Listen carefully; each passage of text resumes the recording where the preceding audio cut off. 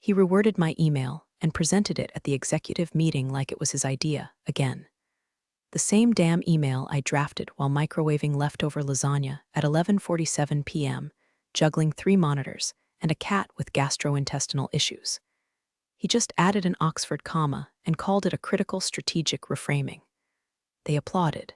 He bowed. I sat there, clapping like a polite hostage. It was the moment I knew.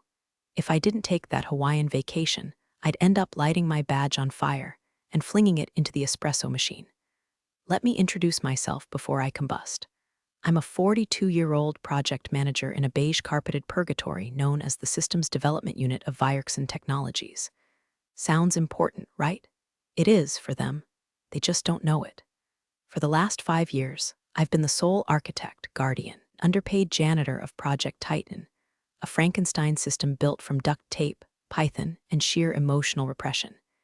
It manages everything from internal resource allocation to forecasting our quarterly product launches. In simpler terms, if Titan dies, the whole department goes dark. And the maestro, the maestro, that's what we call him, half joking, fully loathing. Colin L. Thatcher, Director of Digital Transformation, man who once asked if the cloud needed to be watered. He doesn't understand half of what we do, but insists on micromanaging every meeting like a conductor, waving a broken chopstick. He's the kind of guy who lingers behind your chair, breathing like a broken AC unit, then says things like, "Could we synergize this email with a little more vision?" before rewriting your subject line to include disruptive. He took one look at my Titan blueprint 3 years ago and said, "Seems complicated. Make it look simpler." So I wrapped it in a user interface so idiot-proof even he could click buttons without summoning hellfire. Now he thinks he understands it. He doesn't. He couldn't navigate a Google Doc without consulting a BuzzFeed quiz first. Still, I smiled. I played the game. I wore the cardigans. I laughed at his jokes about back-end devs needing front-end deodorant. Because I had a countdown. 15 days in Maui. My first real vacation in 3 years. Not a long weekend. Not a guilt-laced staycation where I just ended up fixing bugs from my couch. This was supposed to be sacred. Sun, salt water, freedom, divorce finalized paperwork freedom. I'd survived a 2-year marital implosion, in which my ex-husband decided polyamory was his true self and that I'd be thrilled to join the adventure. Spoiler, I was not. I booked the flight the day the ink dried on the divorce decree. Ocean View Suite solo. I bought a ridiculous floral dress I had no business wearing and packed it next to a paperback I swore I'd finish. I even warned my team, weeks in advance, if the office catches fire, don't call me. If Titan implodes, consult the manual. I'll be busy drinking rum out of a hollowed-out pineapple and forgetting your names. I documented everything. Titan had 3 backups. Brenda, my only trustworthy coworker, had admin access with a simple workflow guide. The maestro received a laminated vacation transition briefing binder that looked like a kindergarten teacher's lesson plan. Every scenario accounted for. Every potential glitch mapped out. But he never read it. I saw it on his desk, still shrink-wrapped, 2 days before I left, probably waiting for some intern to digest it and convert it into a TikTok. So I implemented the final failsafe. A password lock on the core operational matrix of Project Titan, not because I expected sabotage, but because I expected stupidity. It wasn't about paranoia. It was insurance. Because if he tried to wade into my system uninvited, find the digital equivalent of a locked steel door with a riddle scrawled on it. The hint? The name of the employee you shouldn't have angered. It was a joke. A petty, delicious one. He'd never guess it. Because the maestro doesn't remember names. He calls Brenda Becky. He once called me Melissa for 2 weeks until I forwarded him his own org chart with my name circled in red. And as I sat in my car that final Friday, staring at the building that had siphoned off years of my soul, I felt something I hadn't in a long time: anticipation. The kind you feel when you're about to watch someone slip on a banana peel you didn't place, but you're definitely not warning them about. I took a deep breath, turned off my work phone, drove toward the airport, and let the quiet hum of retribution begin to buzz just beneath the surface of my tropical playlist. He summoned me at 4:37 p.m., 13 hours before my flight, to Conference Room C, a beige box with flickering lights and the scent of despair baked into the carpet. The kind of room where dreams go to cough themselves to death under PowerPoint slides. His email subject line, urgent, Titan system crisis mandatory attendance. No details. Just that smarmy all-caps urgency, like a fire drill run by a man who couldn't find the fire extinguisher if it was duct taped to his face. I walked in and found him already seated, theatrically rubbing his temples like a migraine martyr. His laptop was open, screen showing the Titan dashboard, a static page I designed for idiots like him. Beside him was Cheryl from finance, eyes glazed like a Krispy Kreme, clearly roped in for optics. Brenda sat across the room. How thing brace yourself when his back turned. Glad you could make it, the maestro said, voice soaked in false concern. We have a situation. I didn't sit. You've got 14 minutes before I walk out. He smiled like a man about to conduct a middle school orchestra with a cattle prod. I've been reviewing Project Titan's forecasting modules. I cut in. The ones you've never opened before today, he blinked. Let's not get adversarial. Look, been in touch with the division VP. He's very interested in Titan. Wants a comprehensive demo next week, ideally Monday. I stared at him. I'll be on a plane tomorrow, you know that. Yes, but given the strategic importance of Titan, and some concerning gaps I've noticed, there are no gaps, I said, sharper now. I left a full transition guide. Brenda has access. The server's logged, mirrored, backed up, and idiot-proofed. Only thing missing is someone actually reading the damn materials. He sighed, pivoting to theatrics. Look, I get it. You've been through a lot, divorce, workload, stress. But this vacation, it's ill-timed. Leadership requires sacrifice. I laughed. Quiet and mean, you mean obedience. He stood now, puffed up like a turkey in a Patagonia vest. I'm not asking you to cancel the whole trip. Just delay a few days. Help the team be a team player. I could feel it, steady heat rising in my chest. Not panic, not anxiety, something cleaner. Rage distilled into purpose. I leaned forward, voice like a scalpel. No, he blinked. No, I've earned this. I prepared for it. I covered every base, including your chronic inability to read a damn checklist. This vacation is happening. You can call the VP. Tell him to read a PDF like a big boy. His face flushed a color somewhere between spoiled ham and unpaid child support. You're leaving me no choice. Brenda sat up straighter. Cheryl blinked out of her trance. The maestro folded his arms. Effective immediately, you're reassigned to data compliance entry upon return. It's not a punishment, it's a realignment of priorities. You'll report to Carl in data integrity. Carl, the guy who thinks pivot tables are witchcraft and once broke the printer by feeding it a slice of cheese as a joke. Noted, I said flatly. I turned to leave. Making a mistake, he called after me. I didn't turn, so did you. I walked back to my desk in a trance. 1,000 tiny humiliations flashing through my mind, him fixing my JIRA tickets, CCing himself on emails I already handled, asking if I could feminize the tone of a report because it was too technical. I packed my things in silence while Brenda hovered nearby, eyes wide. You okay? She whispered. Better than I've been in years, I said, clicking off my monitor. He thinks this is over.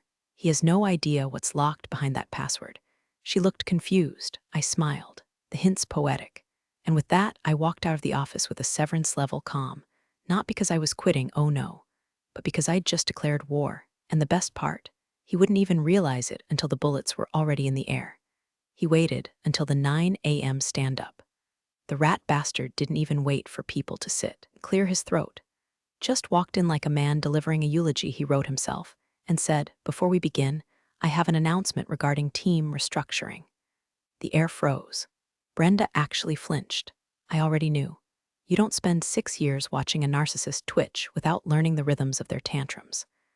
I regret to inform you that, due to certain personnel decisions and the evolving needs of Project Titan, he said, with all the smug flourish of a man who just figured out how to italicize in Word, our esteemed project manager will be transitioning to a support role upon their return.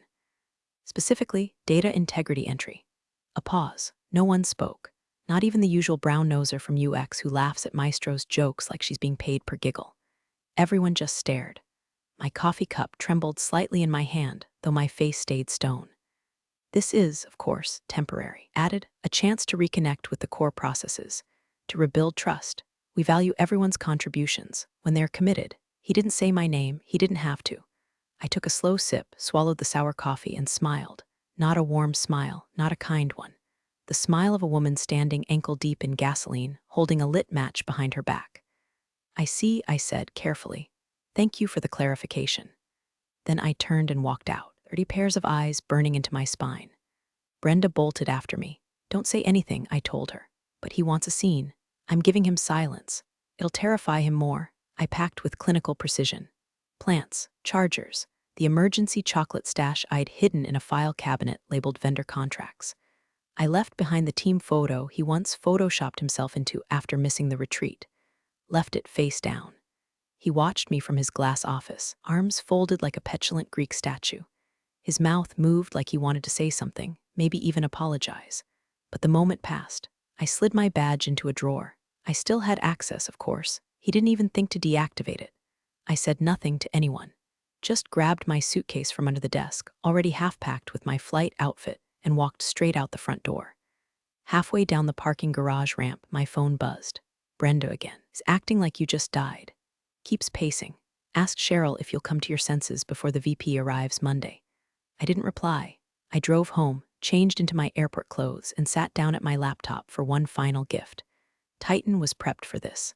The access system was modular, secure, elegant, just like I'd built it. But there was one final lock. The master override. The core module that controlled resource indexing, project forecasting, upper management dashboards. The maestro always wanted a single control switch, something clean and simple.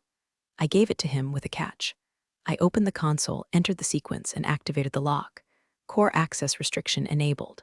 Password hint, the name of the employee you shouldn't have angered. The moment I hit confirm, I felt it in my bones. Not joy, not relief, something deeper. The pulse of a trap snapping shut. I closed the lid, stood up, grabbed my bag. The airport bar, before my flight to Honolulu, I ordered a drink that came with a tiny pink umbrella. I usually hate those. But that day, I raised it like a trophy. Because this wasn't a vacation anymore. This was the opening act of something glorious and ugly. And he had no idea what was coming. The beach was beautiful in that smug, postcard-perfect way that makes you suspicious. Golden sand, blue water, sea breeze scented like goddamn serenity. Everyone around me looked like an ad for adult multivitamins. Couples holding hands, families laughing. A retiree doing yoga, while his wife read a romance novel the size of a cereal box. And me? I was refreshing my email like a Wall Street intern on cocaine. The Mai Tai in my hand had gone warm. The condensation ring on my lounge chair table had formed a sad little halo under my work phone, which I promised myself I wouldn't touch. It even brought a burner, a cheap Nokia brick with no notifications, no temptation. But of course I cracked. I always crack. Some people cheat on diets. I cheat on digital detox. At 10:04 a.m. Hawaii time, the first text from Brenda came through. Brenda, hey, he can't find the Titan summary folder. I stared at the message like it was in hieroglyphics. I'd given him 3, color-coded, linked on the main dashboard with flashing goddamn arrows. I took another sip of warm rum and flipped my phone over. 5 minutes later, Brenda, he just asked me if you hid the forecasting files. He's checking the shared drive for a folder called Titan Big Stuff. I choked on my drink. Titan Big Stuff. This man thought a $3.7 million architecture module lived in a folder that sounded like a WWE pay-per-view. My heart, previously squashed under rage and resignation, twitched. Was that joy? Me, tell him to check under P for Plan B. Maybe it's next to his common sense. Brenda, LOL, I can't. He's pacing like a squirrel on meth, sweating. VP arrives Thursday. He promised a full walkthrough. Ah, there it was. The maestro, in his infinite wisdom, had done the one thing I counted on, overpromised to someone scarier than him. He told the division VP, man who once fired a product lead mid-conference call for saying irregardless, that he'd personally demo Project Titan. Without me, without the files, without the brain, I felt something shift. The anger I carried like a second skin, cracked, and underneath it, something worse, something electric. I slid my sunglasses down my nose and stared out at the ocean like I was orchestrating naval warfare. Brenda, he just called Carl in, asked him if he knows how to do system stuff. Carl said I'm a spreadsheet guy, then tried to open Outlook in Chrome.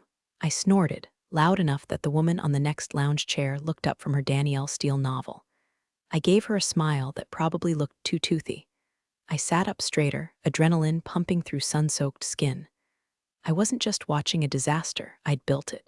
Every keystroke, every lockout, This wasn't anxiety anymore. This was art. It was Banksy with a Bluetooth keyboard. My phone buzzed again. Brenda, he's trying to get into the main server now. Locked out. Looks like a cornered raccoon. That did it. I stood up, turned toward the ocean, and let out a sharp bark of laughter.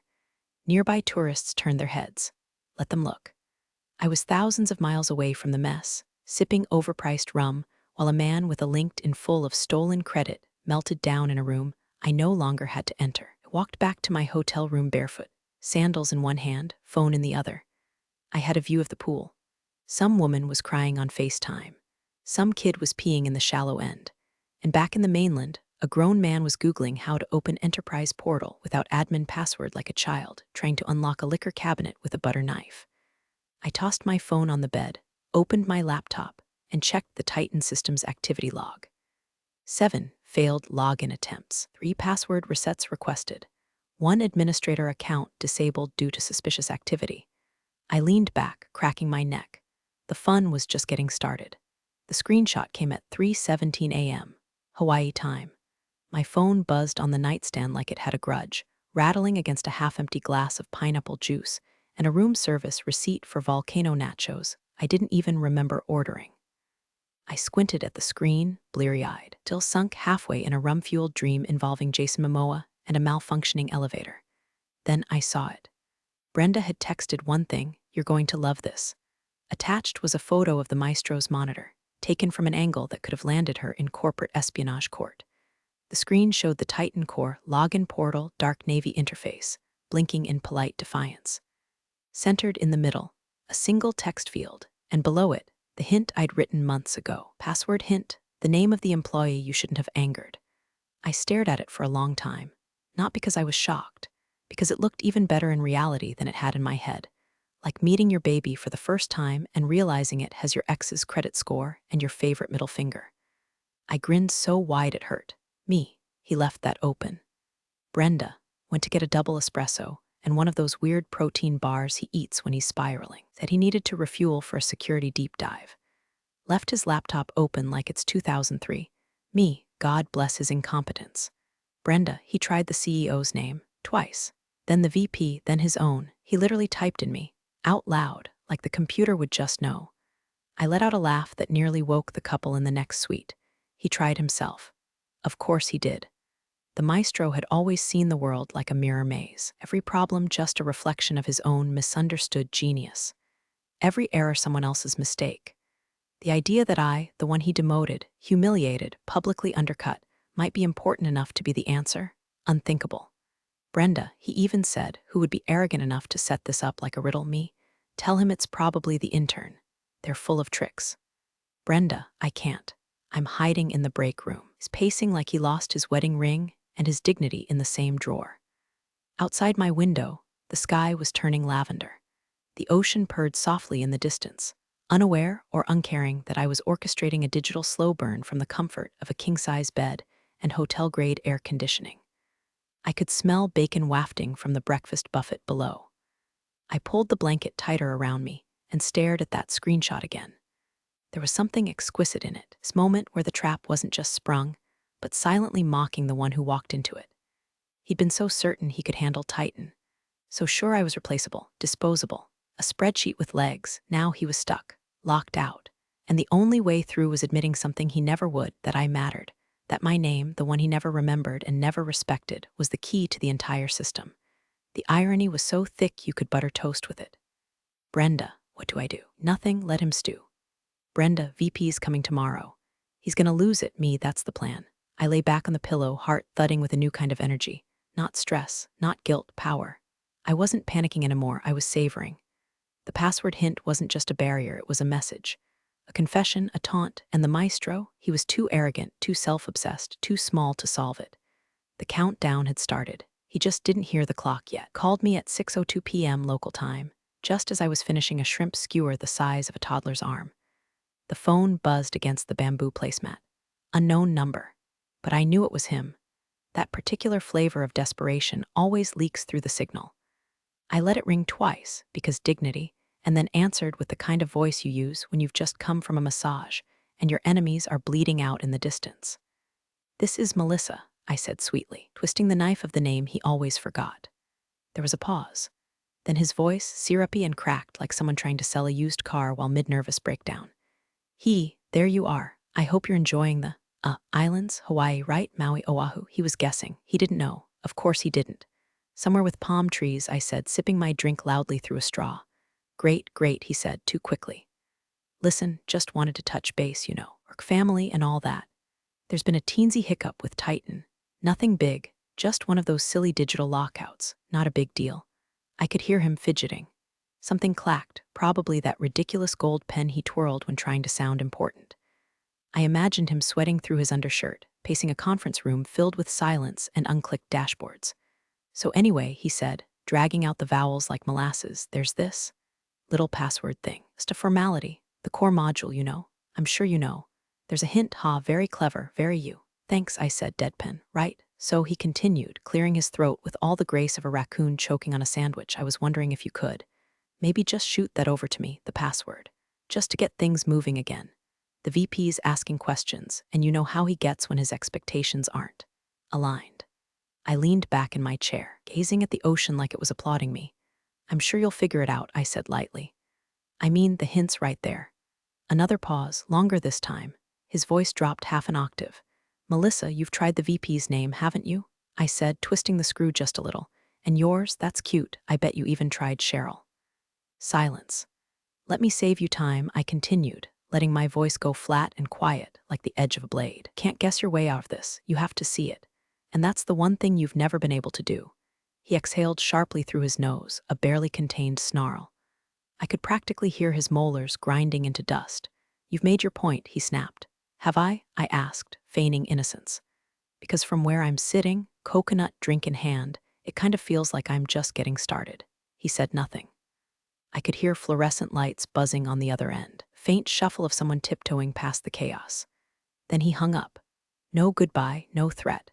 Just the click of a man realizing too late that the kingdom he thought he ruled was built on someone else's spine. I stared at my phone for a moment. No regret, no fear, just ice.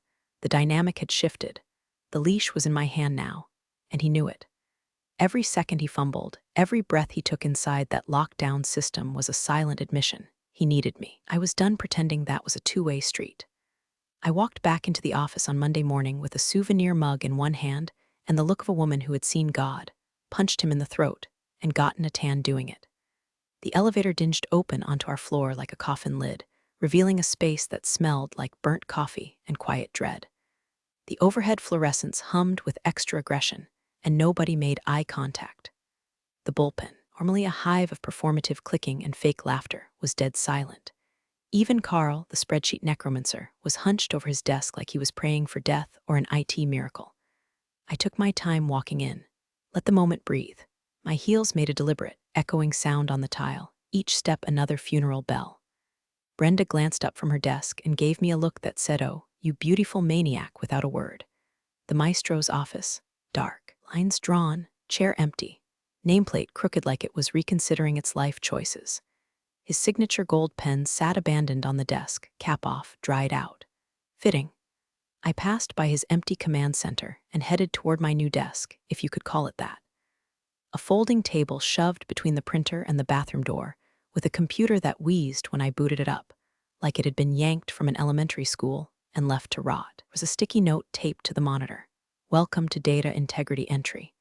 The smiley face looked like it had been drawn by someone with a vendetta against Joy. I sat, opened the spreadsheet Carl had emailed. It was a collection of poorly labeled columns and duplicate entries from 2019. Useless garbage. Exactly what he thought I deserved. I cracked my knuckles, started typing nonsense into a few cells, and waited. Brenda drifted by a few minutes later holding a file she didn't need to deliver. She dropped it on my desk and whispered without moving her lips, "He hasn't been in since Thursday." My eyebrow lifted. Sick, working remotely. VP's been in twice. Looked ready to punch drywall both times. There's a security audit happening. They brought in external consultants. Like serious ones, suits. I smiled without showing teeth. He tried to blame me yet? Oh, absolutely, she said, eyes gleaming. He told the VP you sabotaged Titan. Said you locked him out because you were emotionally unstable. I snorted. And then she continued, lowering her voice even more. He tried to show them the project portal. You know, your interface. I waited. It froze on the password screen, right in front of the VP. The hint was still there. I chuckled. Low and slow. You should have seen his face, she said. Looked like someone just slapped him with a divorce settlement and a paternity test at the same time. I nodded once. Good, she lingered. You know this isn't over, right? Oh, I know, I said, typing gibberish into column J. But the fun part is just beginning. The rest of the day unfolded like a funeral reception with no body. Everyone dressed nice, pretending not to gossip, eating metaphorical finger sandwiches of tension. No one dared ask me anything. Interns avoided eye contact. Even Cheryl, who once invited me to her second wedding out of sheer proximity, veered into a cubicle like I had a knife in my mouth. I was polite, smiled at everyone, held the door, typed my little nonsense numbers like a good little worker bee. But I could feel it, the shift, the unspoken fear. They didn't know the full story, but they knew something had happened. Knew I wasn't a ghost. I was a storm cloud with a grudge and a keycard. My desk wasn't a punishment. It was a stage. All I had to do now was wait for the curtains to rise. The summons came at 10:06 a.m., carried in the shaky voice of an intern who looked like he'd just seen a firing squad assemble in the break room. Melissa, you're wanted in Boardroom B, like now. I stood up, dusted non-existent crumbs from my blazer, and walked with the unhurried pace of someone who already knew the ending. The office watched me go in silence. Brenda didn't say a word, but her smirk said everything. I gave her a small nod, half thank you, half war cry. Boardroom B had all the warmth of a police interrogation room. One long, sterile table. A pitcher of water no one had touched. Chairs pulled back like they'd been vacated in a hurry. At the head of the table sat Marcus Devonshire, our division VP, 6 feet of fury in a navy suit, balding and beautiful in his contempt. Next to him, Karen from HR, clipboard perched like a Bible, lips tight enough to strangle a lie. And at the far end of the table, sweating, gray-faced, and trying desperately to rearrange his spine into confidence, was the maestro. I took my seat opposite him and crossed my legs, adjusting the hem of my skirt with glacial precision. Melissa, Marcus began, skipping the pleasantries. Thank you for joining us. I'll get to the point. We've had complications with Project Titan. Manager has raised concerns that you may have implemented an unauthorized lockout protocol during your recent leave. I tilted my head. He did he? Marcus's eyes were hard. Did you? I looked at the maestro. He wouldn't meet my gaze. His neck was flushed, his collar limp with sweat. There was a smear on his glasses. I set up standard fail-safes before I went on vacation, I said evenly. All documented, all approved. But yes, the core module was password protected to prevent unauthorized access. Unauthorized? He croaked, finding some version of his voice. I'm the project lead. I have every right. You were never the lead, I said, not turning to face him. You were a spectator with a whistle. Marcus held up a hand. Enough. Melissa, can you grant us access to the core? I can. Then please do. I reached into my bag, pulled out my tablet, and tapped in. A few swipes later, Boardroom screen flickered to life, displaying the Titan login portal. There it was, the gate, pristine and locked. And beneath it, in clean, clinical font, password hint, the name of the employee you shouldn't have angered. I said nothing. Just let it hang in the air like a sermon at a funeral. Karen looked confused. Marcus stared, unreadable. The maestro cleared his throat, voice strained and defensive. She did this to mock me. It's unprofessional. Borderline sabotage. She's unstable. Vindictive. I tried everything, your name, my name, the CTO's name. She's created a riddle instead of a system. I turned slowly to face Marcus. Not him. And in the calmest voice I've ever used, I said, he tried his own name. He tried your name. Another pause, then I smiled. The password is my name, my first name. The silence that followed could have curdled cream.